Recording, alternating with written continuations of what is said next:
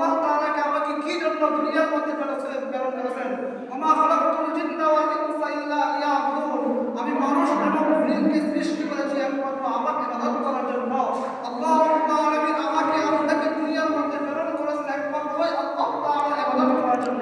সাবন আছে সাবন দুনিয়ার মধ্যে এসে আমরা আল্লাহকে ভুলে গেছি যে আল্লাহ আমাকে মৃত্যু দিবেন, যে আল্লাহ আমাকে জীবন দিয়েছেন, সাবন উঠতাছে যে আল্লাহ আমাকে মৃত্যুর পর পুনরায় জানছি না চাইবেন, যে আল্লাহকে সমুদ্রে খাইতে পারতাম দিছি না মধ্যে খাইতে হয়েছে না যে আল্লাহ আমাকে এত সুন্দর করে দিয়েছেন, সাবন উঠতাছে সিনস তো যে আল্লাহ যদি আমাকে দুনিয়ার মধ্যে না পাঠাইতেন, যে না উড়ে গাড়ি বুকলারে সাবন না উড়ে আমার ক্ষমতা নাই দুনিয়ার মধ্যে আসা, সেই আল্লাহকে আমি ভুলে এটা গেছি। বেশ কথা জানলাম আল্লাহ তাআলা আমাকে কি উদ্দেশ্যে প্রেরণ করেছেন দুনিয়ার মধ্যে? যদি আমি সেই উদ্দেশ্যে না জানি, একটা মানুষ যদি ওই আয়াতের তর্জমা জানে, আমাকে ওই আয়াতের তর্জমা তার জন্য যথেষ্ট। ওমা খালাকতুল জিন্না ওয়াল ইনসা ইল্লা লিয়াবুদুন। আমি মানুষ এবং জিনকে সৃষ্টি করেছি একমাত্র আমার ইবাদত করার জন্য। আল্লাহ রাব্বুল আলামিন একমাত্র তার ইবাদত করার জন্য আমাকে আপনাকে সৃষ্টি করেছেন।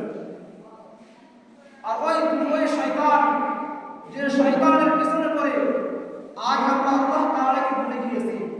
যখন ফেরেশতাদেরকে আল্লাহ রাব্বুল আলামিন আদেশ করেছিলেন, হে ফেরেশতারা তোমরা আদম আলাইহিস সালামকে সিজদা করো, এই কথা বলার পর ফেরেশতারা সিজদা করলো, আবা ওয়াস্তাকবার ওয়া কানা মিনাল কাফিরিন।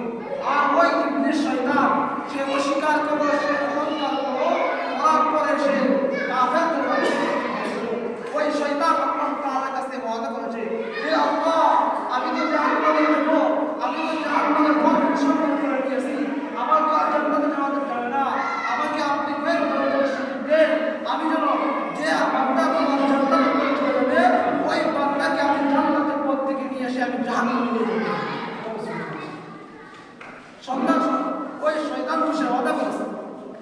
ওই শয়তান প্রতিটা মুসলমানের ডানে আছে, বামে আছে, ডান দিক দিয়ে আক্রমণ করে, বাম দিক দিয়ে আক্রমণ করে, মাথার উপর থেকে আক্রমণ করে, নিচ থেকে আক্রমণ করে, অর্থাৎ প্রত্যেক দিক থেকে শয়তান আপনাকে আক্রমণ করতেছে। এই জন্য আল্লাহ তাআলাকে বলে গিয়েছে, আজ টাকা পয়সা দেখা যায় মানুষ যখন 1 লক্ষ টাকা কামাই করে সে ওই টাকাটা সে দেখাইতে পারে, কাম করার পর যখন দুনিয়ার পিছনে সে কাজ করে, কাজ করার পর ওই সে টাকা পাইতেছে, তাকে টাকা দিতেছে, সে নগদ টাকা পাইতেছে, ওই টাকা দেওয়ার দেখার জন্য সে হাজার